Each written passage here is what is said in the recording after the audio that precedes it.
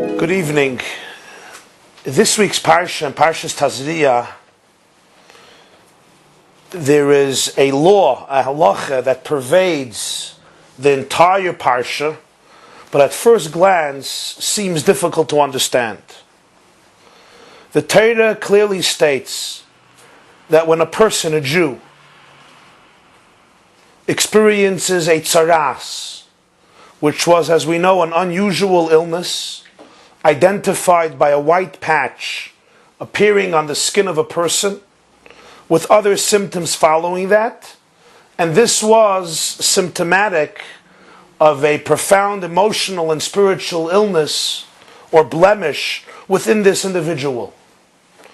So the white patch plus secondary symptoms determined the person as being temporary, impure, temporary tameh. It required him or her to be quarantined, to be separated from the community, badad yeshev, mechutz lamachana meishavi, and undergo an intense program of spiritual introspection and healing until the symptoms were cleared up, and then the person was initiated or invited back into the community, into the kehillah of the Jewish people, and they were considered tahir, spiritually pure. The laws of tzaras applied when these symptoms were existing. We translate tzaras as leprosy because that's the closest English translation. But the symptoms of a tzaras defined in this week's parsha are quite different than a regular leprosy that we identify today. In any case, when somebody had these symptoms, and the symptoms are clearly articulated and defined in Chumash in great detail, and discussed in the Gemara and in Halacha, in Mishnayos and Masechta Negoyim, and in Halacha and Rambam, etc.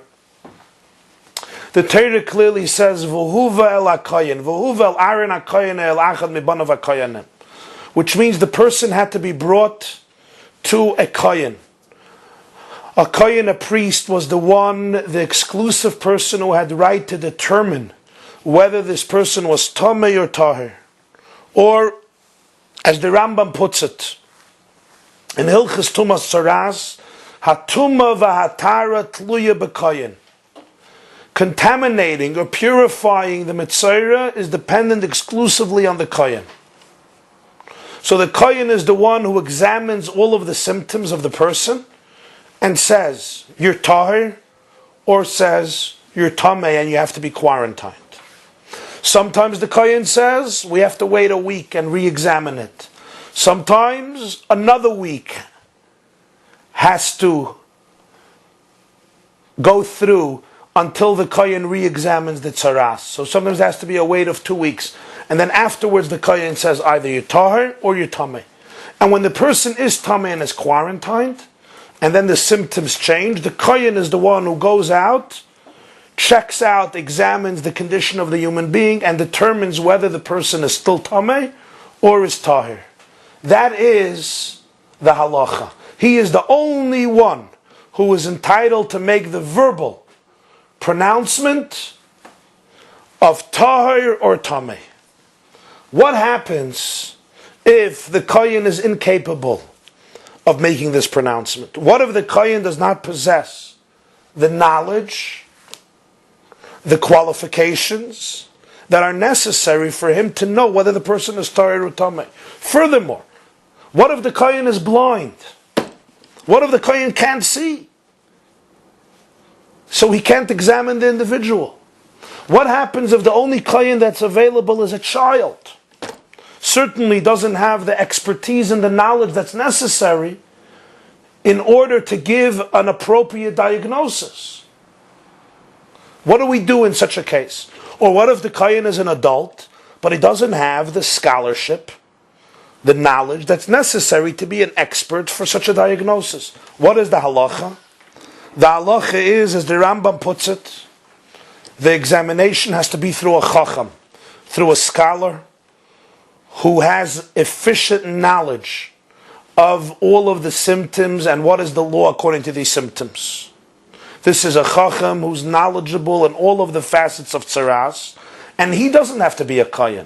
Hakol ksherin l'risus hanegoyim, the Mishnah says, and the Rambam quotes. Everybody is kosher to examine leprosy, mitzayir, if they're qualified. So what do? They tell the kohen what to say. So if the kohen can't see, if the kohen is a child, he relies on the words of the chacham. The chacham examines the person. The chacham tells the kohen, say tameh, and the kohen says tameh. Say tahir, and the kohen says tahir. So it's only he who is entitled to give the ultimate diagnosis. But in a case where he can't do it on his own, he relies on the instructions and on the guidance of the rabbi, of the scholar, and then he ultimately gives the verdict, tameh tahir. Now this requires understanding. If the kohen is regardless, relying on the directives of the chacham, of the scholar, why is the kohen so indispensable to the process? Shouldn't the scholar, who is intricately familiar with the symptoms of this malady, be trusted more than a blind kohen, more than a child kohen, more than an ignorant kohen, who does nothing but utter the diagnosis which is determined by somebody else? I mean, let's take another example. If somebody comes to a doctor, a great doctor who is professional, who is learned, who is experienced, and the doctor examines the person, and the doctor has the right diagnosis, we say the doctor doesn't have the authority to utter the actual diagnosis and demand from you to go through this procedure, to take this medication. We can't rely on the doctor. The doctor has to tell it to a kohen, and the kohen says, you have this illness, you have this problem, you have to go through this procedure, you have to take this medication. It seems ludicrous.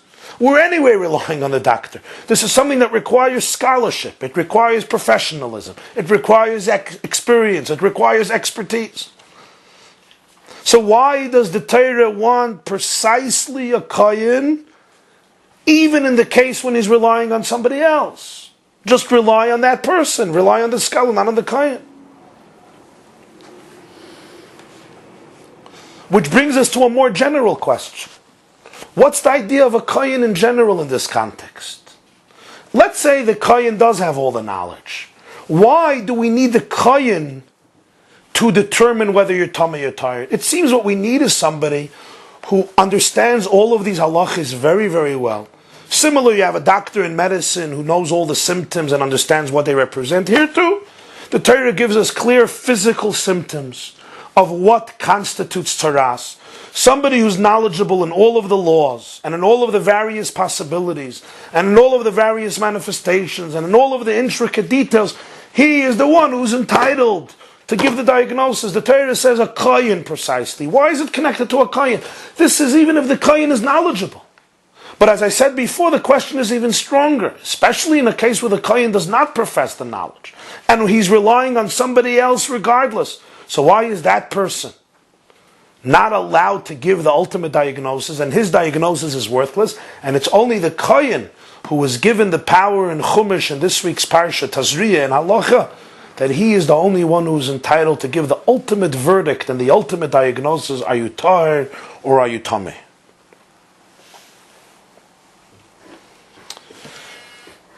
At one of his Fabrengens in Shabbos, in the Fabrengen of Shabbos Parshas told us, Tovshin Mem Hey, that is December 1984, the Rebbe discussed this halacha, and he gave an explanation. Now you may say, Rashi writes in this week's parsha, Tumah v'tara tluya b'koyin, it's exeris hakasav. Rashi says the fact that the tumah and the tara depends on the kohen is it's a decree of Torah. So why are we looking for rationalizations? The Torah says this is the way it should be. But everybody knows the great yisoid of the Rambam at the end of Hilchas Tmura. The Rambam says that even chukei haTorah, which are gezeres, kol masha tayachel litim leitam ten leitam. Whenever you can attempt to try some type of to try and find some type of rationale, the Rambam instructs us to do it at the end of Hilchas Tmura. Similarly, at the end of Hilchas Mikvayis, the Rambam says that although mikvah is a chuk, it's a super rational mitzvah, nonetheless there's a remez, there is a lesson here that's relevant to our own lives, as he explains there at the end. And thus here too, we ought not just to accept the words of Rashi and say it's a gzeirus hakos if we don't understand. We ought to try to dig deeper and attempt to appreciate what is the unique relationship between a kohen and the persona who is entitled to define a Mitzayra as Tameh, as being spiritually impure. More than 3 millennia ago, the Koyanim were charged with the mission of blessing the Jewish people. In Parshas Nosai, Vayidaber Hashem el Moshe, telling the Koyanim to bless the Jewish people, Yivarechecha Hashem v'yishmerecha, etc. To this day in Eretz Yisrael, in the Holy Land, during every Shachris, during every morning service, there is a break, a point, when the Koyanim spread out their hands and they extend divine blessings on their Jewish brethren. Among diaspora Jewry outside of Eretz Yisrael, this tradition is practiced only on Yomim Tovim, on holidays. That's when we do Berachas Koyanim. When the Koyanim go up, they spread their hands and they give over the divine blessings to the Jewish people. In Zohar, in Kabbalah, the Zohar explains that the reason that the Koyanim were designated to be the channels for divine blessings is because their souls evolve from the celestial chamber of love. Or in the words of the Zohar, the souls of Koyanim originate in the sphera, in the attribute of chesed, of kindness, of grace, of love. So this gives them a unique ability to cultivate compassion and kindness towards others, and it makes them uniquely suitable to be conduits for Hashem's blessings to the Jewish people. Since a Kohen represents chesed, a Kohen's soul originates in the chamber of love, of kindness, so it makes him uniquely susceptible to be a channel to give over bracha, to give over Hashem's blessings, to transmit the energy of kindness to the Jewish people, the energy of blessing to the Jewish people. This is the reason for the halacha, as the Alter Rebbe, the Baal HaTanya v'Shulchan Aruch, quotes in Hilchas Nesiyas Kapayim, in Erechayim Simin Kuf Chav Ches, Sif Yutes from the Poskim. He says, a Kohen who hates the Tzibur, a Kohen who despises the community, or a community that despises the Kohen, it's a danger for the Kohen if he goes up for Birchas Kohenim to bless the Jewish people. The source, as the Alter Rebbe puts it, for this halacha is from Zohar, Zohar Parshas Nosei, Chelik Zohar, Chelik Gimel, Daf Kuf Mem Zayin, and it's quoted also in Magen Avraham here.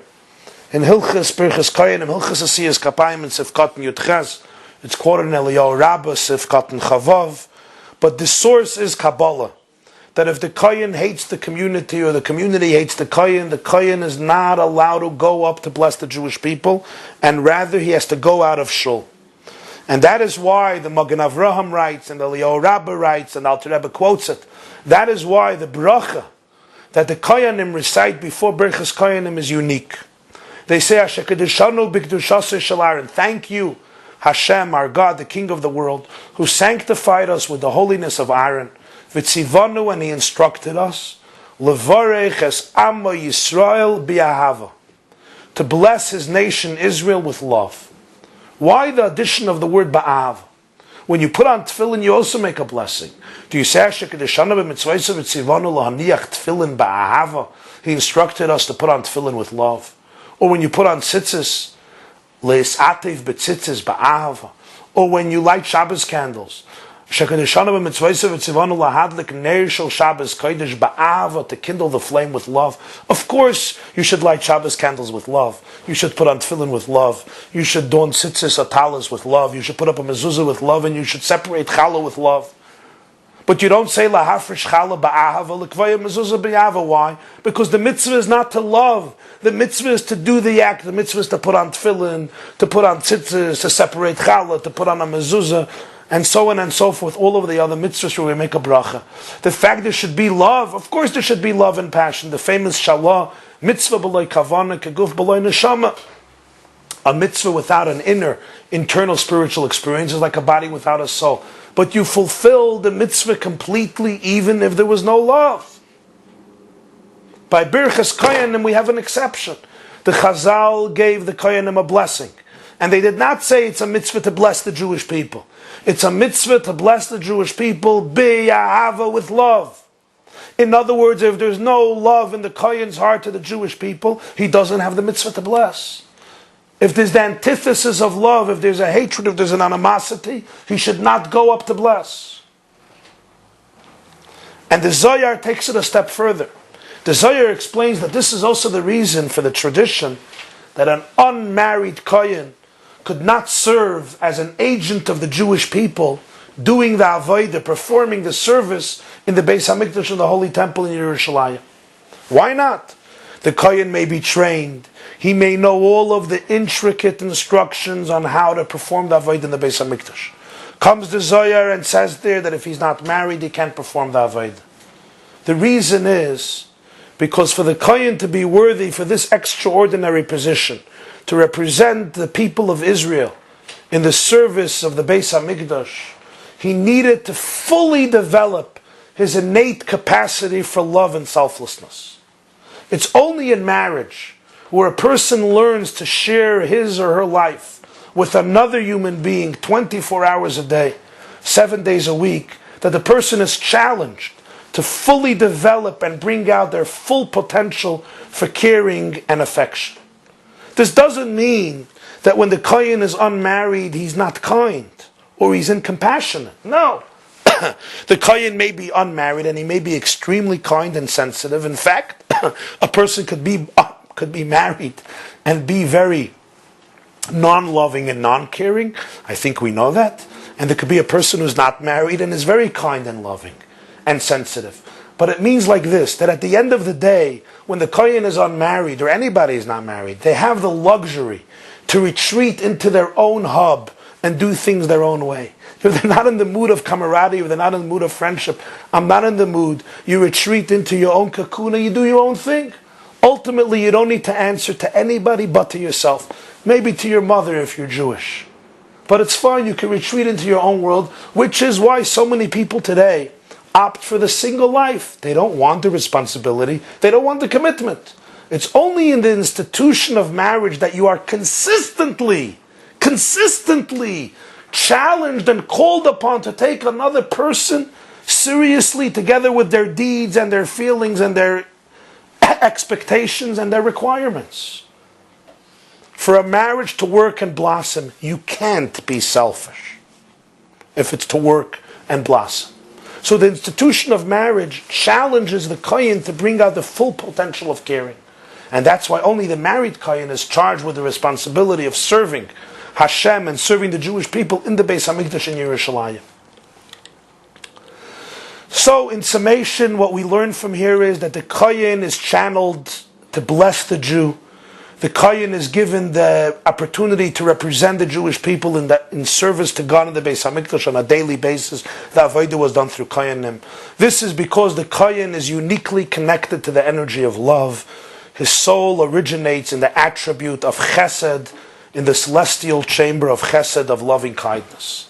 Now, according to this, we understand why the Torah will allow no one but the kohen to diagnose another human being as suffering from an illness that renders him not only severely impure, but requires him or her to be quarantined, to be separated from the community. In the case of a Mitzayra, we find that the impurity is so severe that it has consequences that doesn't exist in any other case of spiritual uncleanliness. Anybody who studies Chumash, who studies Halacha, knows that there are many forms of tumais. There are many forms of spiritual uncleanliness. But in this case, there is something unique, and that is the consequences are Bada Yeshev Mechutz Lamachana Meishavai, as the pasuk says in this week's parsha. He had to be quarantined and remain alone, become excluded from all of the communities.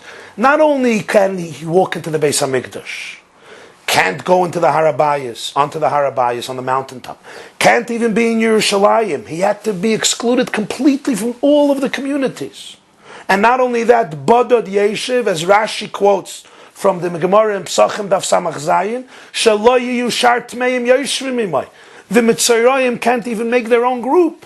So it's not like they're quarantined and in isolation they have their own breakaway community. No, every Mitzrayim had to be quarantined independently. In other words, he had to be excluded not only from the larger community, but even from other Mitzrayim, even from other lepers. Now, this quarantation represents a spiritual concept, and that is that the person has to undergo such a powerful process of introspection and healing that till then they have to remain excluded from the community of Israel, as though they don't belong temporarily to the congregation of Israel, until they don't undergo this process of spiritual healing and the symptoms change and the Kohen reinitiates them into the community. In such a case, the Torah is making an unequivocal and absolute statement, and that is, before you diagnose a person with such a profound spiritual illness, and hence dismiss them for temporary isolation, you must make sure that you're a Kohen, that your heart is filled with love towards this human being. Because it's only then that your diagnosis and your rebuke will build rather than shatter this person's character. And it's only then that we know for sure, without any doubt, that you will search for every possible way to rehabilitate this wounded soul. Only the Kohen, who was given the chance and the power and the privilege, L'varech es Ama Yisrael be'ava, only he is given the divine authority to give out a verdict on another Jew that he's tamei with the tumah of tzaras and has to be quarantined. And this explains in a beautiful way the continuation of the pasuk, the flow of the pasuk in Parshas Shoftim, Perek Chaf Aleph pasuk Hey.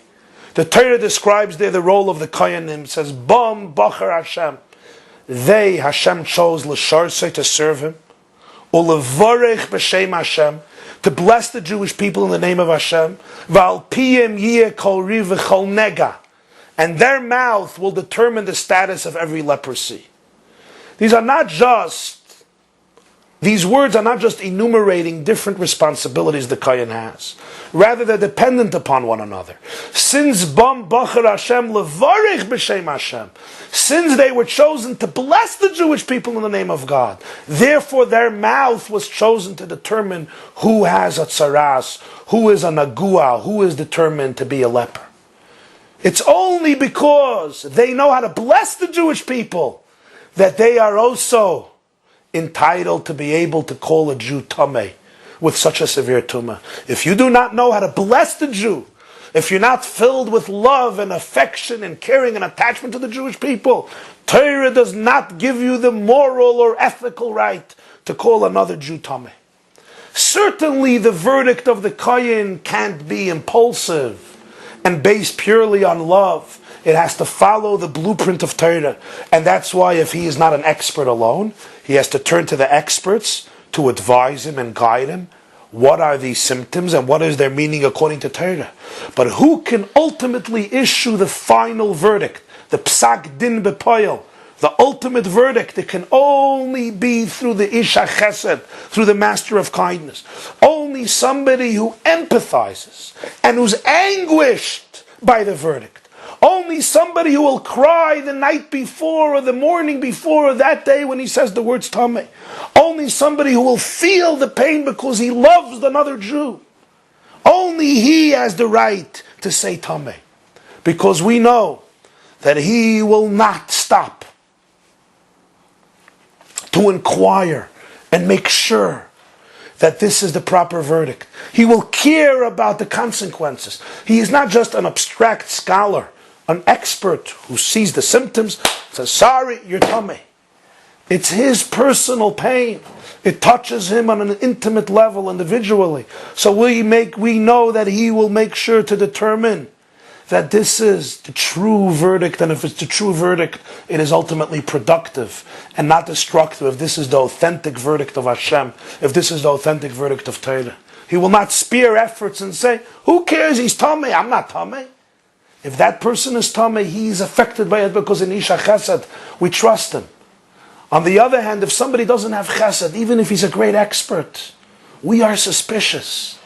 We're suspicious that he may be apathetic, he may be indifferent, he's detached from it. It's a scholarship, it's a scholastic experience.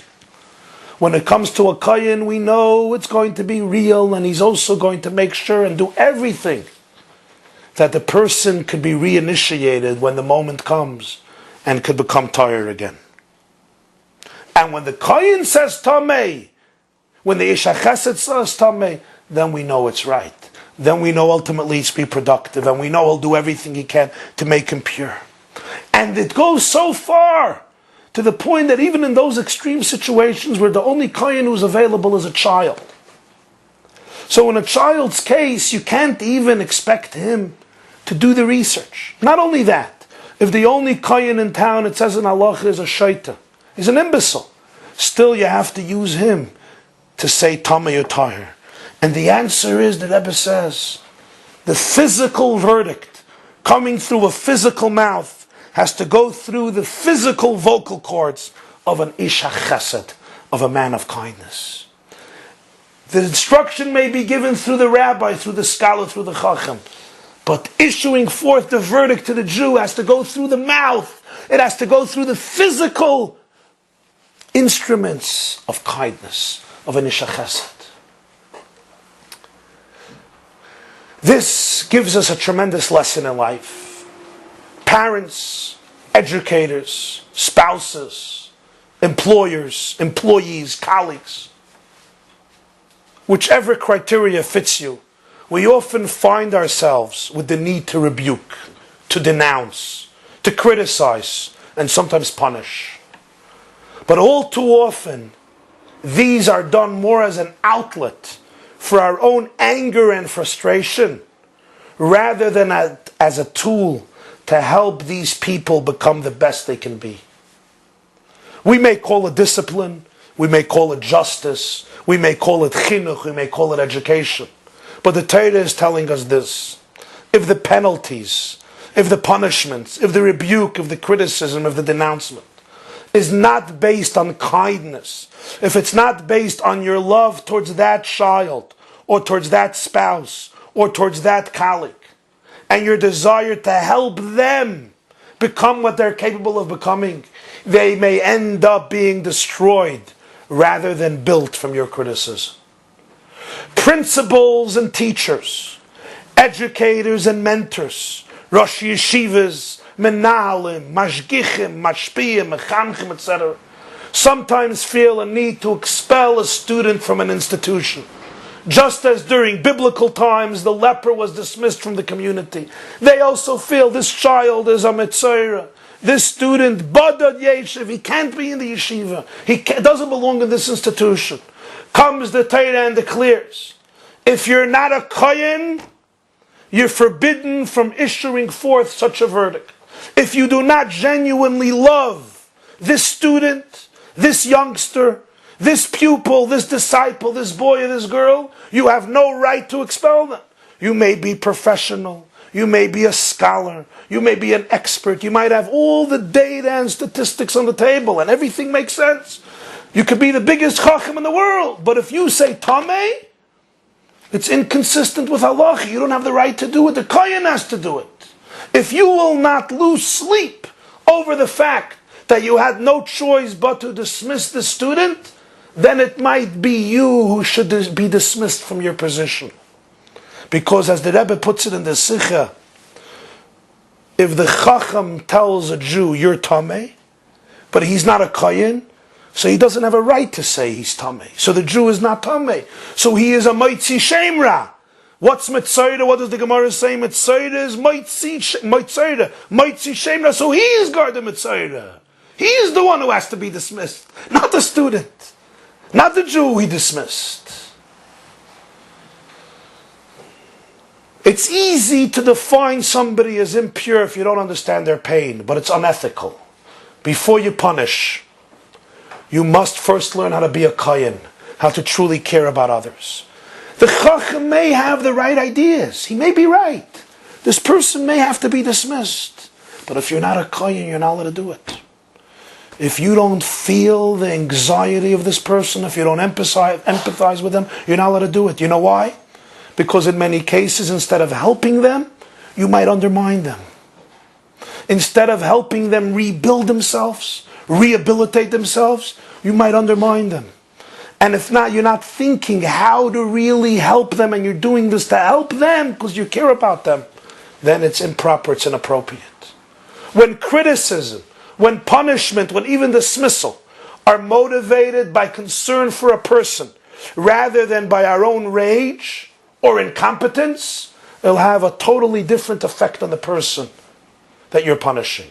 What is more important, you will not cease to labor that the situation be reversed and the individual returns to his or her own former glory or potential glory. I want to tell you a mice. I want to tell you a story.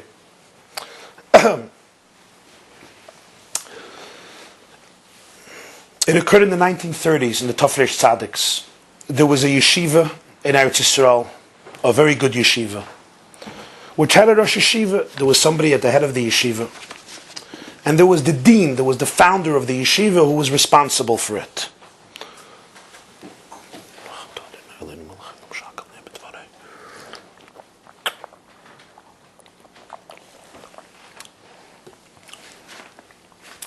There was a student in the yeshiva, and in the 1930s, many youngsters, many of our youth abandoned the path of Torah and mitzvahs, especially among yeshiva students. Many left the yeshivas and embarked on different paths in life. Sunday morning, a few boys approached the Rosh Yeshiva, and they testified that a particular student smoked on Shabbos publicly. Chilul Shabbos b'farhesia. A teenager, he had a craving, and he violated Shabbos publicly. In the dormitory, he took out a cigarette and he smoked. The Rosh Yeshiva called over the student and gave him 24 hours to be packed up and to leave the institution. Leave the dormitory, leave the yeshiva.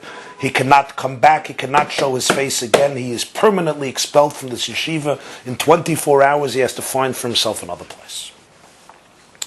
Verdict is closed. The dean of the yeshiva, who was above him, heard the news. He called in the Rosh Yeshiva, and he asked him what happened. So he told him what happened. What did you do? I expelled him permanently. So this Jew said, I have a question to ask you. The Mishnah says in Masechta Sanhedrin, in the beginning, Dinei ein donin, dinei nefoshes ela b'chav gimel.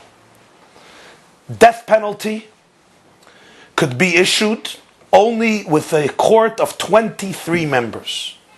Dinei mammon is b'shloisha. Monetary verdict, you can have a court of 3 or a yachid mumcha or an individual expert. But dinei nefashis, death penalty, you needed a bezdin of chav gimel, you needed 23 people. That's the halach. So he tells the Rosh Yeshiva, he says, I have a question. If this is true with physical death penalty, certainly it's true in a spiritual death penalty. When you expel this boy from the yeshiva, he's not going to another shtibel in Bnei Brak or in Meir Shiarim to sit and learn all day. He's going to the streets. Very, very likely he will be spiritually alienated from his people, from his faith, from Torah and from mitzvahs. It may be the proper verdict. Death penalty may be the proper verdict, but did you have 23 rabbis issuing forth the verdict? So the Rosh Yeshiva tells him, Ich fa'alozich av zich. I relied on my own judgment.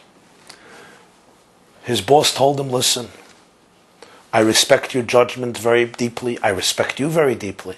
But halacha is halacha. Mishnah in Sanhedrin, death penalty 23. Let 23 people come together, convene them, ask what should be done with this bacher who smoked on Shabbos. Perhaps there's no other choice, but we have to set a standard. We can't let him be a bad example, whatever the case is, and we have to sacrifice his soul for the sake of the other students. Granted, but you can't do it on your own. The Rosh Yeshiva insisted, no, I can't do it on my own. So his dean told him, I ask you to take back the student until you do not get the agreement of 23 people, or most of them, a vote. So the Rosh Hashiva told him, listen, I am not taking back the student. If you want to take back the student, it's at my expense. You have to choose between him or me. If he comes back, I am out. I'm resigning today. So the dean told him, he said, Dinei nefashos arbachav gimel. Death penalty, you need 23 members in the court. Dinei mamanis, monetary, is b'shloisha is 3, or yachid mumcha, or an individual scholar, a rabbi, an expert. So he tells him, throwing out this student from yeshiva is dinei nefashos, is an issue of life and death, spiritually speaking. Throwing you out of yeshiva is dinei mamanis. This is already a monetary question. So either 3 or yachid mumcha. Ich bin a yachid mumcha. Geh gesundheit. This dean was a great rabbi and a great halachic authority. I am a yachid mumcha. Geh gesundheit. Go. And the Rosh Hashiva left. And he, the dean, took the student back into yeshiva. Guided him. Spoke to him. Dealt with his frustration, with his questions, with his spiritual agony, and let him come back on the journey towards a re-embracing of Yiddishkeit. For a few weeks he had to give the shiur himself because the Rosh Hashiva was out. After a few weeks the Rosh Hashiva came back. I just want to tell you, my dear friends, that this student, who was taken back in the 1930s, is known as one of the greatest halachic authorities in the Holy Land today.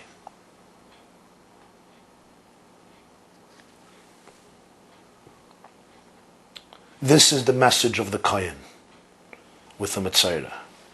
Only the Kohen has the divine right to say Tameh or to say Tahir.